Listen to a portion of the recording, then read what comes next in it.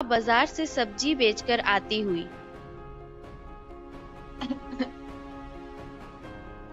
बेटी दौड़ते हुए माँ के पास आई। माँ, तुमने फिर से दवाइयाँ नहीं ली? बेटा, हाल में ही तो मैं तुम्हारे पापा के साथ ओझा के पास गई थी। उन्होंने कुछ दवाइयाँ दी है, वो अभी बाकी है।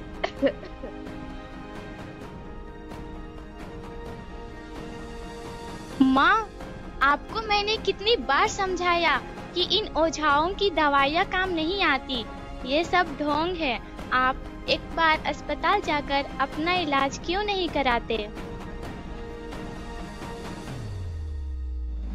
माँ सोचते हुए, एक तो घर की आर्थिक स्थिति खराब है, ऊपर से घर खर्चों के लिए भी पैसे नहीं है और इनकी पढ़ाई का खर्चा भी बहुत है।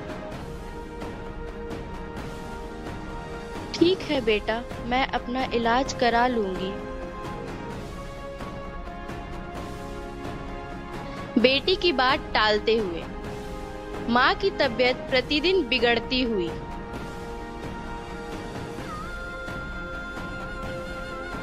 माँ, बहुत हो गया।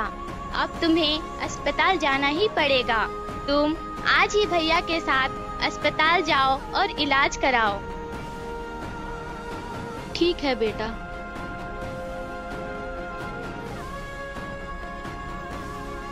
भैया माँ के साथ अस्पताल जाते हुए। नर्स, अगले पेशेंट को लेकर आइए। मिसेस शांति देवी।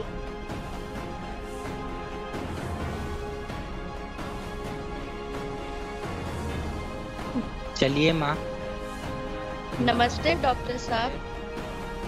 कहिए, क्या परेशानी है आपको?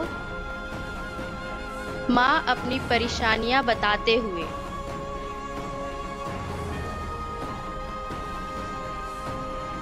ठीक है, आपको कुछ जांच कराना होगा, उसके बाद पता चलेगा कि आप किस बीमारी से पीड़ित हैं।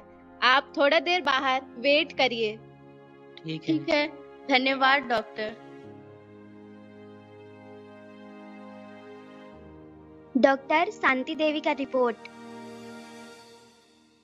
नर्स, शांति देवी के अटेंडर को बुलाइए। मिसेस शांति देवी के अटेंडर। हाँ। आइए।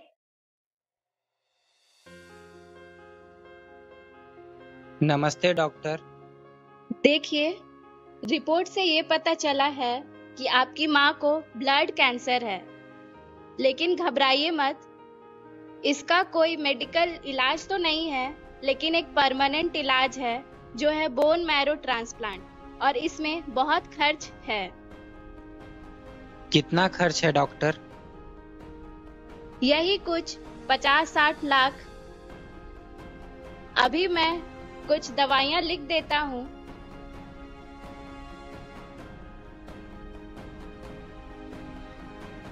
ठीक है डॉक्टर, धन्यवाद। माँ और भैया घर आते हुए।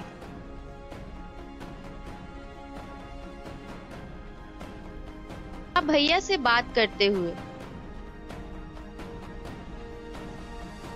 बेटा, इतने पैसे कहाँ से आएंगे? ये सब फिजूल की बातें हैं माँ। डॉक्टर का तो यही काम है, 10 जगह 10 बीमारियां बताना। आप पापा को कहिए दवाइयाँ खत्म हो चुकी है, एक बार फिर से ओझा के पास जाइए।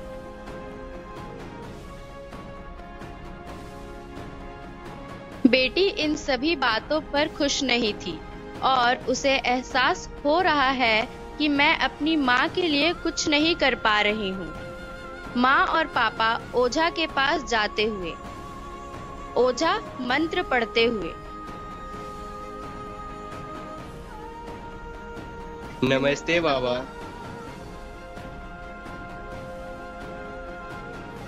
ओझा पूछते हुए।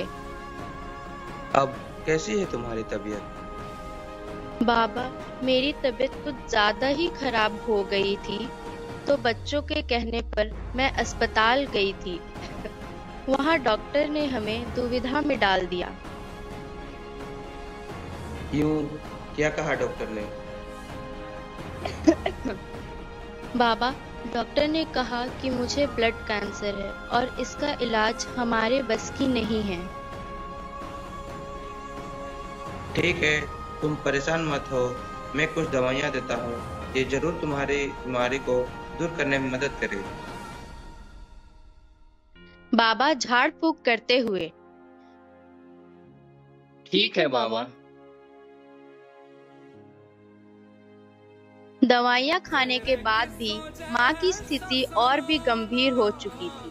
अब वो कोई घर के काम भी नहीं कर पा रही थी। वे दिन प्रतिदिन कमजोर होती जा रही थी।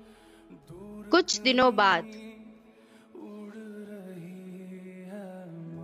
माँ की मृत्यु हो जाती है। और कोई खिंच नहीं बीच से काटे माँ, आजा सांझ हुई मुझे तेरी फिक्र धुंधला गई, देख मेरी नजर आ जाना।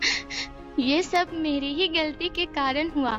अगर मैं माँ का ध्यान अच्छे से रखती तो आज हमें ये दिन देखना न पड़ता।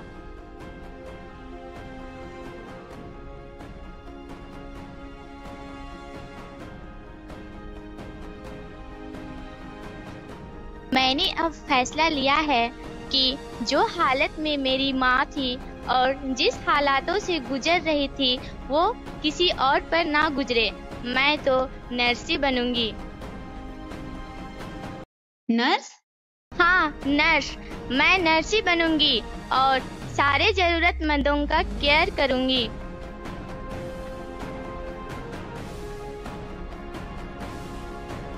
पापा, मैं नर्स बनना चाहती हूँ। हमारे पास इतने पैसे नहीं है कि मैं तुम्हें नर्स की पढ़ाई करा सकूं। कोई जरूरत नहीं है नर्स वर्स बनने की। जितनी हमारी हैसियत है हम तुम्हें उतना ही पढ़ाएंगे।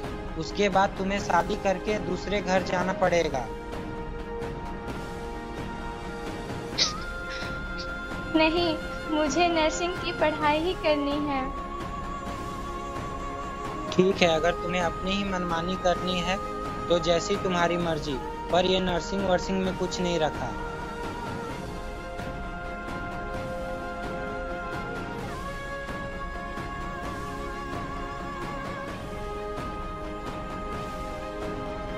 कुछ सालों बाद बेटी नर्सिंग की पढ़ाई करते हुए। नर्सिंग की पढ़ाई का सफर ज्योति के लिए आसान नहीं था। उसे कई कठिनाइयों का सामना करना पड़ा। फिर भी उसने अपने हौसलों को बुलंद रखा और हमेशा अपनी पढ़ाई को जारी रखा। कई सालों के परिश्रम के बाद ज्योति ने अपना लक्ष्य हासिल कर लिया।